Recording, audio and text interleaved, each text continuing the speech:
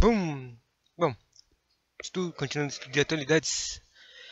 De atualidades para concursos sobre globalização. Eu estava lendo sobre caras que foram criados lá depois da Segunda Guerra Mundial, durante a Guerra Fria, para tipo os bancos internacionais de dinheiro. Daí eu tinha chegado na quarta, a criação do BIRD, que é um banco internacional para reconstrução e desenvolvimento. O BIRD tem uma relação direta com os governos dos países subdesenvolvidos para que adquiram credibilidade no mercado internacional e fazendo a intermediação entre o mercado financeiro internacional e as necessidades de recursos desses países, oferece assessoria técnica e econômica através de suas equipes, ou missões como são chamadas. Portanto, o BIRD recorre ao mercado financeiro internacional fazendo empréstimos e juros do mercado e repassa estes empréstimos a juros mais altos para os países do terceiro mundo. Quando o BIRD toma esta atitude, o país favorecido passa a ter mais credibilidade no mercado financeiro internacional. E além dos empréstimos diretos do BIRD, pode recorrer aos bancos e financeiros privados para conseguir mais dinheiro ainda. Os lucros obtidos por essas transações são altíssimos e, na maioria das vezes, são repassados para os Estados Unidos, principal mantenedor deste órgão. O BIRD nunca deixou de cumprir seus compromissos com as entidades financeiras internacionais. E, além dos altos recursos em ativo que possui,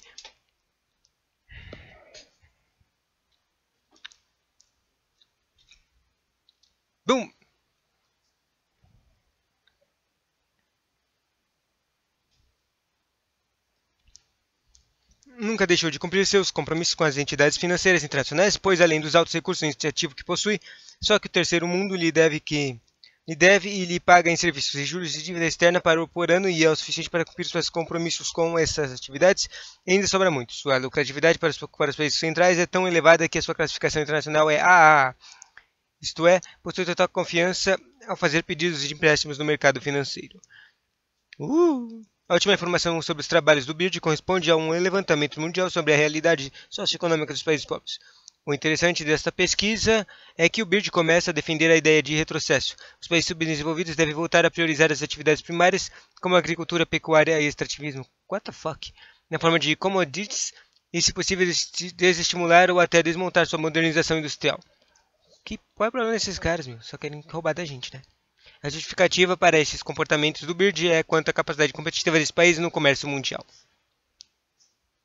Que competitividade competitiva, a gente só quer o nosso próprio progresso. Consequências imediatas dos planos do BIRD. Plano Marshall para a Europa, Plano Colombo para a Ásia, não sei o que é isso, não sei o que é isso também. Criação do cordão sanitário para os novos países de independência concedida que surgem do terceiro mundo, principalmente na Ásia tropical, África e América Latina. Ou países que já existiam e que adquirem importância na realidade da Guerra Fria, no pós-segunda, como o Brasil na América do Sul.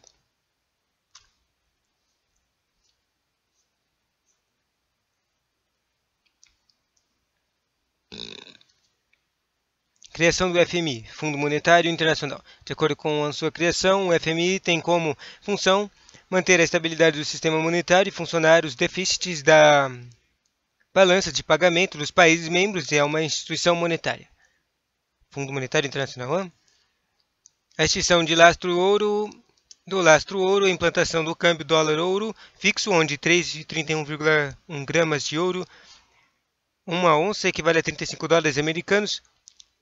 Uma grama, um dólar, que louco, né? Ih, caiu.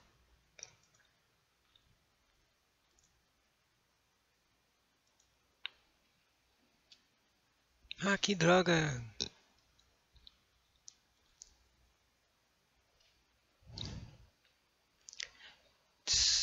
E é óbvio que o Fed, Federal Reserve Board, e o Banco Central dos Estados Unidos, garantia de paridade. Com isso, temos a dolarização na economia mundial. Observação: ao mesmo tempo que os Estados Unidos adotam o câmbio fixo, obrigam a adoção pelos países do câmbio fixo flutuante, isto é, todas as moedas deveriam oscilar numa banda cambial, onde seu valor não poderia exceder mais do que 1,25%. Página 34, página 32. Tem tanta coisa de atualidades, cara. Tá, não pode oscilar. No valor do dólar do mercado internacional. Esta medida foi mais política do que econômica, pois a conferência de Bretton Woods, mais especificamente o Fed, Banco Central norte-americano, não levou em consideração as diferenças econômicas dos países no mundo, principalmente as políticas inflacionárias. O principal papel do FMI era o de socorrer os países membros, principalmente na manutenção do câmbio e na correção dos balanços de pagamentos. Na década de 70, os EUA abandonaram o câmbio fixo e adotaram um câmbio flutuante. O motivo mais sério para esta mudança foi a emissão mais elevada de dólares necessários para sustentar a guerra do Vietnã, o que provocou uma desvalorização muito rápida da moeda no mercado internacional. Inteligentemente, os EUA mudaram o seu sistema cambial, pois seria um desastre econômico se o FED, o Banco Central, continuasse. FED, Banco Central, ainda não entendo essa sigla para Banco Central, não dava para colocar sigla aqui em inglês? Tá. Continuasse mantendo a paridade dólares e ouro. É quase certo que a boa parte das suas reservas neste metal seria trocada pelo excesso de dólares que existia no mercado externo. Ao adotar o câmbio flutuante, os EUAs provocaram uma significativa desregulamentação no comércio mundial. Significativa! Pois mudou o seu câmbio, mas não apresentou solução para o câmbio fixo flutuante que havia sido adotado para o mundo na Conferência de Bretton Woods. Em 1976, a Conferência do FMI na Jamaica, os países mais importantes no comércio mundial legalizaram o câmbio flutuante e, para compensar a desregulação no comércio internacional, adotaram o DES, Desconto Especial de Saques. Desconto Especial de Saques, uma moeda bancária calculada pela média ponderada das 16 moedas mais usadas no comércio. Com isso, conseguiram regularizar alguns aspectos comerciais mundial. Com a mudança cambial, o FMI perdeu boa parte de sua importação, portanto, podemos considerar que foi o início do fim da Conferência de Bretton Woods. A única atividade que lhe sobrou foi descer assistência aos déficits na balança de pagamentos, ditando padrões para as políticas econômicas nacionais e monitorando as taxas cambiais dos países desenvolvedores. É assim, socorrendo os países em crise econômica através do CDS, Special Drawing Rights, isto é, direitos especiais de saque, um dinheiro internacional criado pela FMI, cujo valor corresponde ao movimento das taxas cambiais das 5 moedas mais importantes dos países membros, que são dólar, iene, marco, franco e libra esterlina. Iene, marco... De onde será que é o marco? De onde será que é o franco? Queria saber. Não tenho nem ideia. Com a implantação do Banco Central Europeu e a adoção do euro por 15 países do membro da União Europeia em 1º de janeiro de 1999, o DES, Desconto Especial de SEC, passou a ter como critério do dólar o iene, a libra, a esterlina e o ouro. Então saiu o marco e o franco para virar o euro. Eu acho. Observação importante. Atualmente, a moeda oficial da União Europeia é o euro, dotado por 15 dos 27 países membros da organização. Alemanha, Áustria, Bélgica, Eslovênia, Espanha, Finlândia, França, Grécia, Irlanda, Itália, Luxemburgo, Holanda, Portugal, Chipre e Malta. Os dois últimos adotaram a moeda em janeiro de 2008. E isso aqui é um conteúdo velho, então talvez tenha mais pessoas que adotaram depois. O euro foi usado pela primeira vez em janeiro de 1999 somente para transações comerciais e financeiras. Em janeiro de 2002, com a entrada de 80 milhões de moedas em notas em circulação, o euro se tornou a moeda comum a todos os cidadãos da União Europeia. As notas e moedas de euro são idênticas em todos os países, mas cada país cunha as próprias moedas, como a face comum e outra nacional. Específica, alguns países, apesar de não compor a zona do euro, têm hotéis e lojas de restaurante que aceitam a moeda como forma de oferecer a facilidade ao turista. A cotação do euro, como é de qualquer moeda, varia de acordo com a movimentação cambial do país. Informação complementar. Em 1945 foi a criação da ONU, Organização das Nações Unidas, na Conferência de São Francisco, precisa pela Conferência de Yalta e pouco antes da Conferência de Potsdam, que vieram redefinir o papel da Europa na nova realidade mundial. Em 1948 teve os avanços da OIT, a Organização Internacional do Trabalho. Em 1948 também teve a criação do GATT, Conferência de Havana. Também teve a criação em 1949 da OTAN, da Organização de Tratado Atlântico Norte, militar. Tem mudanças da megapotências UEUA e URS e as necessidades para um novo paradigma. Sei lá, agora eu entendi. Para atender aos interesses dos EUA, foram criados gradativamente organizações que, sob seu comando, nem tinha visto que isso aqui tinha aparecido, né? Mas tanto faz, não precisa aparecer minha cara, né? Continua só palavras, né?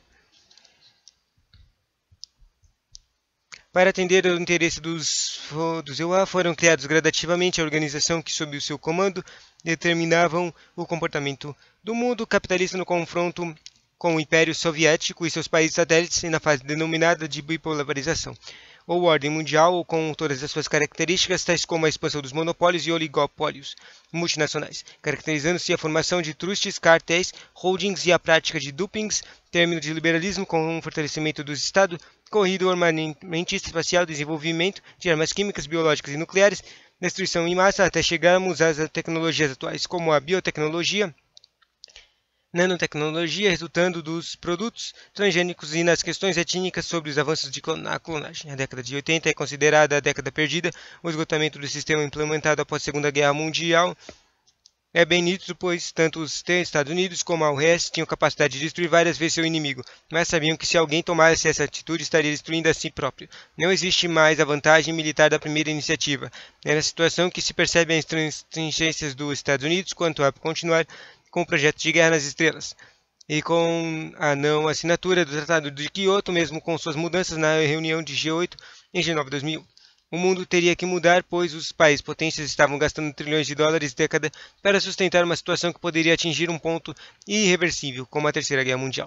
O primeiro grito de alerta foi dado pela ONU, onde provou que um ano de gastos militares significava no mínimo 25 anos sem fome em todo o planeta. Não podemos esquecer que a maioria das tecnologias que eram desenvolvidas era considerada estratégica, sendo assim, não era transferida para a economia normal. A população não tinha acesso aos novos conhecimentos, nem aos produtos que poderiam ser desenvolvidos desse conhecimento. Verdade, continua assim. A situação foi acelerada com a implantação de reformas políticas e econômicas da URSS, Glasnost, Perestroika e já ouvi falar desse Perestroika. A exaustão de déficit público e orçamento norte-americano em conjunto com o déficit da balança comercial. Neste momento surgiu o questionamento para os donos do mundo: o que fazer com a grande soma dos recursos que eram investidos na corrida armamentista nas atividades geoestratégicas? O que aconteceria com as inovações tecnológicas das últimas décadas? Será que a economia normal e a população do planeta seriam capazes de absorver de forma tão rápida tudo isso? Para que isso ocorresse, era necessário, no mínimo, mudar a estrutura formada no período após Segunda Guerra Mundial.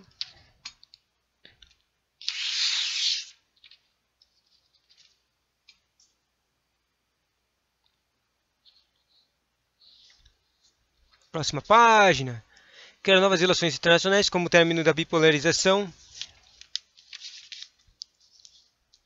Criar novas relações internacionais como término da bipolarização e o início da globalização, acompanhada de capital volátil, da multipolarização, do retorno dos movimentos migratórios mundiais, das crises especulativas com seu efeito dominó ou cascata, os planos econômicos neoliberais de redemocratização do terceiro mundo, no desemprego estrutural, com o retorno do xenofobismo e do etnocentrismo, ou conflitos étnicos, principalmente nos países que apresentam a melhor qualidade de vida. As novas tecnologias ainda geram e ainda geram como resultado excedentes mão de obra.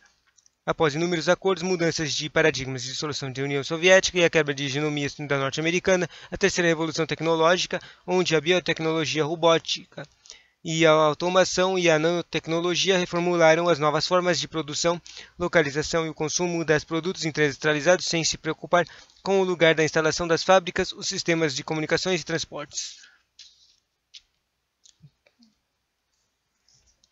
Facilitam a integração planetária de forma muito rápida, deslocando a questão do poder econômico com a globalização. O poder bélico geoestratégico caíram para o segundo plano. Hoje, país potência é definido pela capacidade tecnológica de planejamento, produção, produtividade e competitividade no mercado global. E não basta para o indivíduo a especialização, é necessário que ele seja qualificado, capaz de assimilar novos conhecimentos e tecnologias para manter a área produtiva e manter o seu emprego. Nesses pontos, os EUA não são mais hegemônicos, pois a Europa unificada e o crescimento do Japão, em conjunto com o extremo leste, forçam um processo no mínimo antagônico. A tendência de globalização acaba forçando a criação de blocos econômicos, caracterizando uma inédita regionalização dentro do processo global, e tem sido concebido com o jogo de xadrez nas relações mundiais. Gostei dessa última parte aí, bonitinha.